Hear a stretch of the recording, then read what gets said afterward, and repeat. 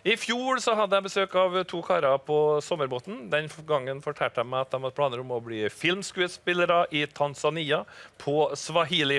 Jeg husker på etterpå, jeg fliret litt av det og tenkte, haha gutta, dere får nok konsentrere dere om å bli stjerner i Norge først før dere prøver dere på noe annet. I dag så svøler jeg stygt når jeg tenker på det, for etterpå så ble de popstjerner over hele verden med en sang om reven. Se her. Ja. Velkommen, Vegard og Bård Ylvisåker. Tusen takk. Ja. Det her, for meg føles det her helt absurd å se på. Hvordan er det for dere? Helt naturlig. Ja. Det er veldig rart. Jeg har liksom ikke sett så mye på det. Så når jeg så det nå, så ser det jo helt åndssvakt ut. Og det har jo vært det for så vidt også. Men det var litt gøy å se. Ja, det var jo gøy, så det var noen bilder som vi ikke har sett før. Ja. Vi snakket jo tidligere med Morten Harket om en hit, og at han kunne lukte hit. Jeg tror han mente at det var ikke så lett å lukte at det her skulle bli en sånn megahit. Nei, vi har et filmklipp fra når vi var i studio med Stargate og lagde sangen, og så står Vegard inne i vokalboden der og lager revelyder, og så snur jeg meg til produsenten og så sier jeg nå vinker vi Billboard-plasseringen farvel. For det var liksom et aktivt grep mot å lage en hit. Ja. Men sånn ble det jo ikke da. Sånn sett er vi jo dårlige håndverkere. Veldig dårlig håndverk. Men hvordan var reaksjonen deres da når det plutselig bare tok av? I dag har jeg sjekket, nå har det passet 440 millioner visninger nede på YouTube. Nei, altså, det var jo en helt absurd. Det var jo egentlig de 2 første dagene der, der det bare ballen rullet. Ja. Og vi fikk alt mulig slags telefoner fra land som vi ikke visste eksisterte og sånn. Så det var jo det var helt spesielt. Man rekker jo nesten ikke å tenke så mye over det, annet enn at ok, nå er det noe som skjer. Jeg er inne i et snøras, sånn føles det liksom. Men vi så jo her at dere var plutselig på Ellen-show i USA.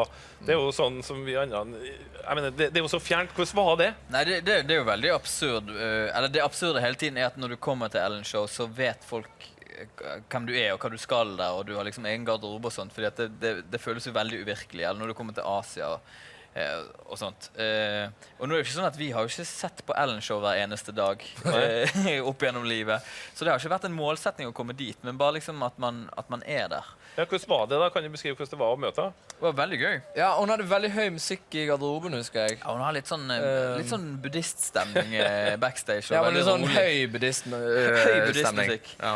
Nei, men hun var jo veldig trivelig. Vi satt masse og snakket med hun på forhånd. Og Trivelig jente. Ja. det som har vært kult med de opptredenene der, er at vi har blitt tatt litt sånn alvorlig når vi har kommet med ideer og hvordan vi skal løse ting og hva vi skal gjøre, så hører de på. Og det er jo veldig kjekt, at man ikke bare blir dyttet inn i noe. Men de har jo havnet på show sammen med artister som, jeg mener, kjempesvære i Las Vegas, for eksempel. Ja, da var det sånn, da husker vi gikk backstage, så gikk vi bak Muse-gjengen. Og meg og manageren gikk bak, eller sammen med Muse da, og så stoppet vi opp alle sammen, for vi så på trommene til Queen og syntes det var fett. Alle syntes det var fett. Liksom, du så liksom at Muse-guttene syntes det var fett, og jeg bare tenkte, ja, er ikke det kult at vi er her, Muse?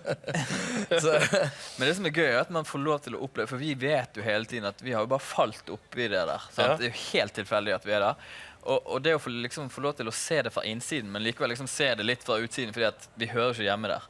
Det er jo veldig gøy da, fordi at du ser hvor absurd allting er. Det var ikke sånn at liksom nå tenker, å nei, den skal vi følge etter, vi skal, det her vi vil. Jeg tror ikke det. Altså, for all del, vi vil jo det, og det er veldig gøy, men det er liksom så mye, det er så absurd hele den her, spesielt sånn når du beveger deg over til Asia. Ja, fortell om det Asia-opplegget på The Asian Music Award. Asia var litt sånn, egentlig akkurat sånn som vi har sett i sånne rockedokumentarer, og alle myter stemte på en måte. De er veldig høflige, veldig liksom væpnede vakter rundt oss overalt, som om noen var interessert i å gjøre noen ting med oss. Det er så morsomt, for Bård gjorde en veldig bra figur der, på et visst tidspunkt. Fordi det som var greia var at de hadde vel overdimensjonert en smule. Jeg tror at vi reiste med færre folk enn det vanlige å reise med der. Så de hadde bestilt 4 biler til oss, 3 sånne SUV-er, og så en sånn Mercedes et eller annet. Jeg har ikke greie på biler. S-klasse. Ja, S-klasse. Kjempefin, sånn flott. Den var liksom til oss 2 da, sant? Og så kom vi ned dit, og så var vi jo bare 6 stykker. Så vi satte oss nå bare inn i den ene SUV-en og kjørte den frem og tilbake. Og så etter 2 dager så fikk Bård meg litt sånn dårlig samvittighet, fordi at vi på en måte ikke brukte det som de tilbyr oss. Da. Så tenkte vi kan kjøre denne bilen en tur nå. Og så hadde den, det skal jo sies, at den hadde en eim av en slags sånn fjellturfuktig golden retriever. Ja, den luktet død hund. Ja, den luktet død hund. Helt ærlig. Ok. Så det var jo litt sånn nedtur. Vi liksom tok ned vinduet litt igjen, og vi klarte oss gjennom den turen. Og så kommer han verten vår, som var litt sånn hyggelig koreaner, som liksom hadde ansvar for oss. Så kommer han og så spør hvordan det var. Så Bård, han bare nevnte sånn i en bisetning at Ja, men det var fordi det var vanskelig å puste. Jeg er ikke sånn picky på det. Det var ikke for å være stjernete, men Nei. Hva skjedde da? det luktet død hund. Ja, det luktet død hund. Han bare nevnte det i en bisetning. Og da ble han helt sånn som de gjerne blir av og til. Så det gikk bare så voldsomt inn på han. Og neste gang vi skulle ut og kjøre, så måtte Bård Can you please smell the cars? Så måtte han gå rundt og så lukte på bilene. Og så forklarte litt sånn I think this is okay now. It has a hint of lavender for you. Can you please smell the Det var car? parfymerte bilen og ba meg om å lukte på det og sånne ting. Vi skal over på hyttespalten vår. Men gutta, har dere hytte? Har du vært på hytte?